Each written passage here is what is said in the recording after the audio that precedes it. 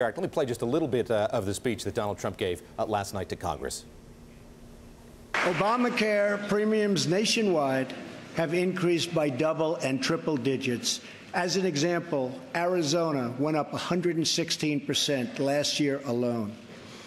Governor Matt Bevin of Kentucky just said Obamacare is failing in his state, the state of Kentucky, and it's unsustainable and collapsing.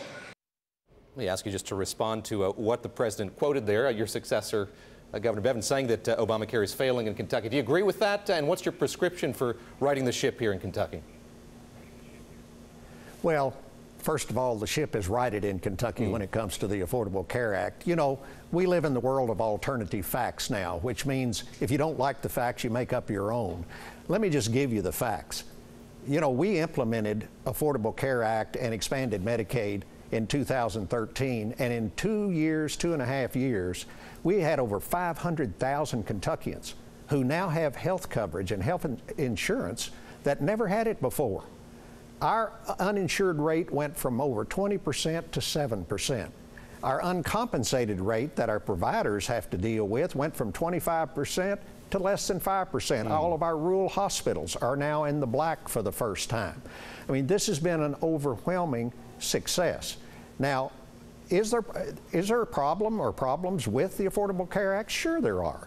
I mean, when we implemented the Medicare Act back in the 60s, it took 5 or 6 years to work out all the kinks and get it all straightened out. And that's what should happen with the Affordable Care Act. But every Republican plan so far is geared to cutting people off the rolls. You know, my bottom line, and I think the Democrats' bottom line, is simply this. We are willing to sit down and work with the president and work with the Republicans to fix the Affordable Care Act, to work on a replacement. But the bottom line is this. We made a commitment in 2010 to every American that they were going to have affordable health care from now on. And we're not going to renege on that commitment. We're not going to back up. We're not going to take people off the rolls. We're not going to reduce the kinds of benefits that they have. If we want to fix some of these issues and fix some of these problems, we're all for working together because that's what people need. You know, too many folks up there in Washington think it's all about themselves.